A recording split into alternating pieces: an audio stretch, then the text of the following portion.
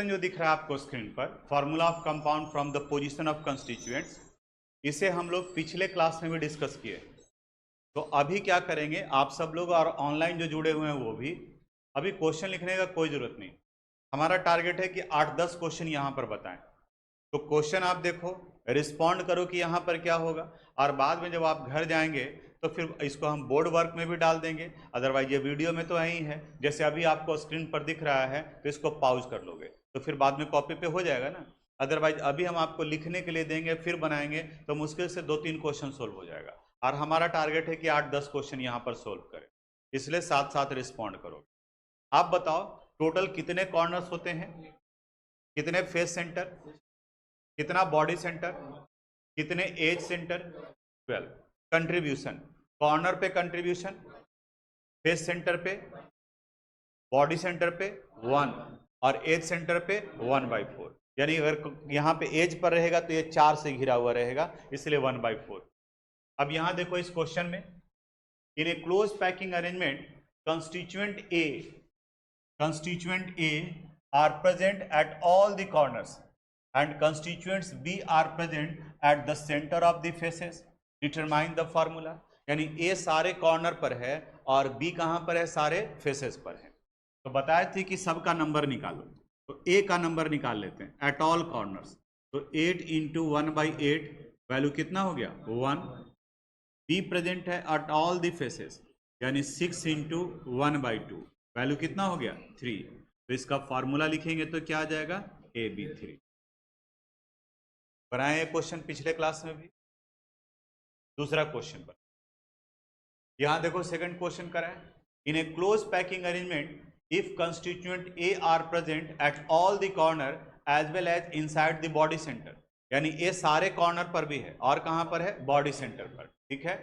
While constituent B are present at the half of the face center, यानी जितने face centre होते हैं उसके हाफ पर प्रेजेंट है। अब ए का नंबर निकालते हैं। बताओ ए कहाँ प्रेजेंट है? ऑल द कॉर्नर्स, यानी 8 × 1/8 प्लस बॉडी सेंटर 1 × 1, 8 × 1/8 कितना हो गया? 1 + 1 वैल्यू कितना आ गया? 2। बी प्रेजेंट है half of the face center, यानी कितने फेस सेंटर पे? टोटल फेस सेंटर कितना है? 6, तो उसका हाफ, तो 6 का हाफ कितना हो गया? 3। तो बी का नंबर आ जाएगा 3 × 1/2, इट मीन्स 3/2। अब इसके बाद बताए थे कि नंबर फ्रैक्शन में नहीं होगा, उसको मल्टीप्लाई करना होगा।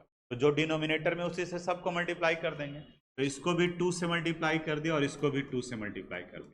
ये वैल्यू कितना हो गया? 4 और ये वैल्यू 3, यानी फॉर्मूला आ गया A4B3। ठीक है। Third question, in a close packing arrangement constituent A are present at all the corners. B is present inside the body center, while C are present at the center of all the faces. अब यहाँ formula निकालना है। इस बार 3 constituents हैं, A, B, C। आप बताओ A कहाँ present है?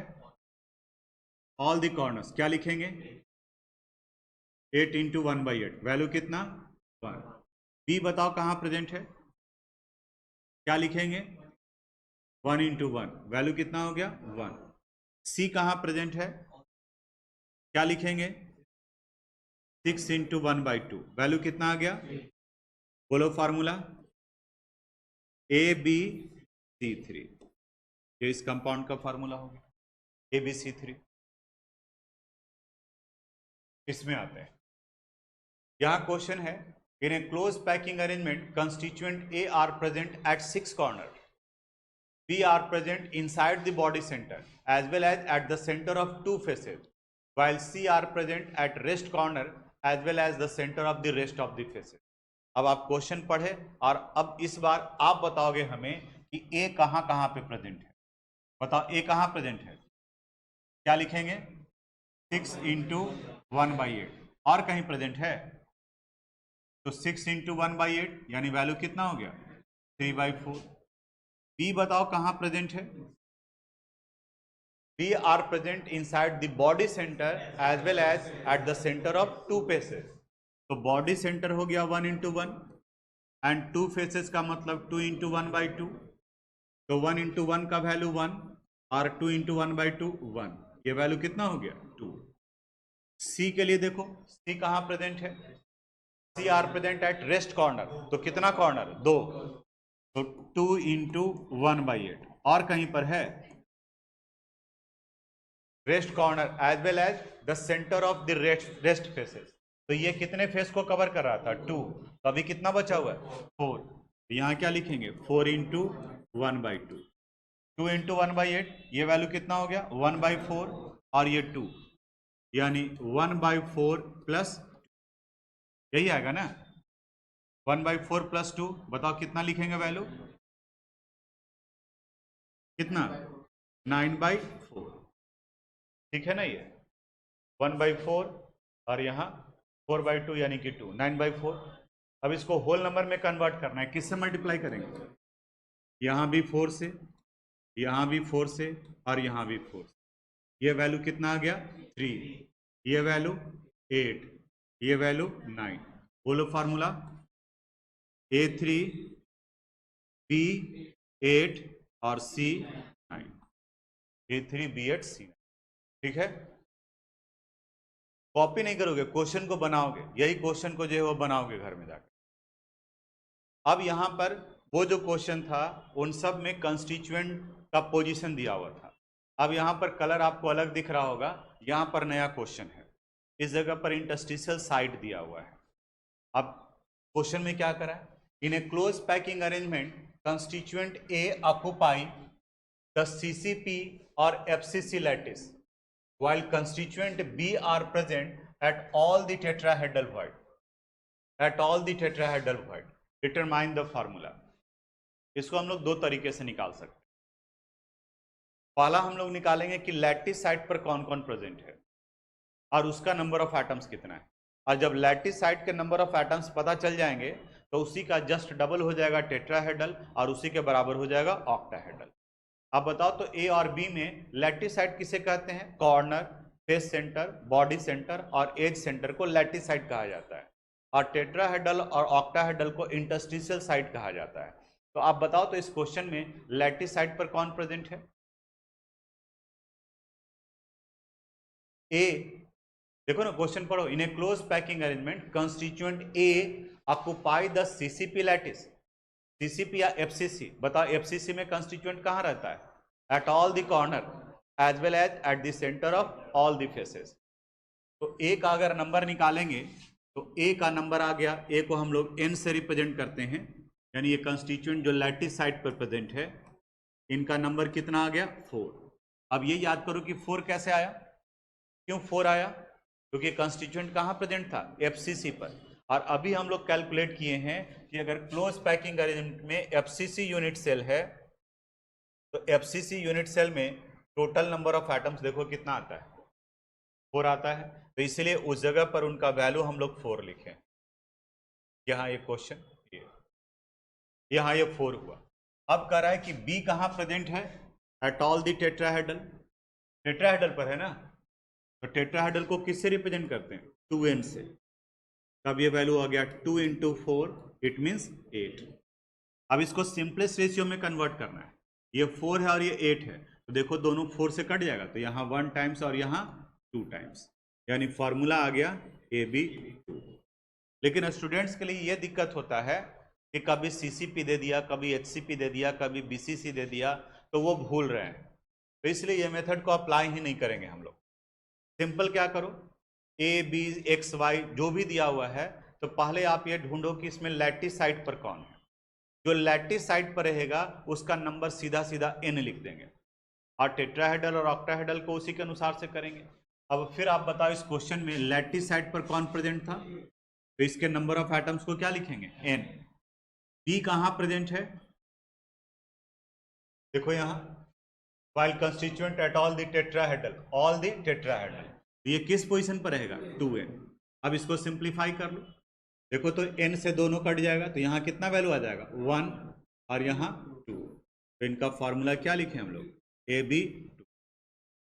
थोड़ा बहुत लग रहा हो कि क्लियर नहीं हुआ, इस वाले क्वेश्चन में आएगा। In a close packing arrangement constituent A occupy CCP lattice, तो बताओ ए का नंबर n, जो भी लैटिस साइड पर हो, लैटिस साइड चाहे सीसीपी हो, एचसीपी हो, बीसीसी हो, सिंपल क्यूबिक हो, कुछ भी हो, उसके नंबर को हम क्या मान लेंगे, n मान लेंगे। तो a है n पर, while constituent b occupy all tetrahedral and octahedral, tetrahedral को भी ऑक्यूपाई कर रहा है और ऑक्टाहेड्रल को भी। तो देखो तो यहाँ a का नंबर ऑफ एटम्स कितना लिखेंगे, n। b प्रेजेंट है ऑल टेट्राहेड्रल, टेट्राहेड्रल के लिए क्या लिखते हैं 2n, एंड ऑल ऑक्टाहेड्रल क्या लिखेंगे n। बोलो कितना हो गया 3n, यहाँ n है और यहाँ 3n, बताओ यहाँ 1 और यहाँ फॉर्मूला क्या आ जाएगा, ए बी लैटिस साइड पे जो प्रेजेंट होगा वो टोटल नंबर ऑफ एटम्स हो गया, और उसी के अनुसार से उसका जस्ट डबल टेट्राहेड्रल और उसी के बराबर में ऑक्टाहेड्रल। तो हम नंबर ऑफ एटम्स निकाले ही नहीं, क्योंकि रेशियो निकालना होगा, उसको सीधा सीधा क्या मान लिए n। ये क्वेश्चन 1 मार्क्स का आएगा, ये आप रफ में भी कहीं कर रहे हैं, आपको मार्क्स ये लिखने पर आएगा, यानी ये भी 3 आप लिखेंगे तो फिर वहां से आएगा। नेक्स्ट क्वेश्चन, यहाँ ये देखो, in a close packing arrangement constituent A occupy CCP lattice while B occupy 2/3 of tetrahedral void, 2/3 of tetrahedral void। अब आप बताओ A का नंबर ऑफ एटम्स क्या लिखें, क्यों n लैटिस साइड पर है, B का नंबर ऑफ एटम बताओ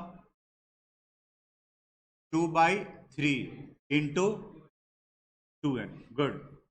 2n इसलिए क्योंकि ये क्या है टेट्राहेड्रल, वहीं ऑक्टाहेड्रल रहता तो इसको n से मल्टीप्लाई कर देते।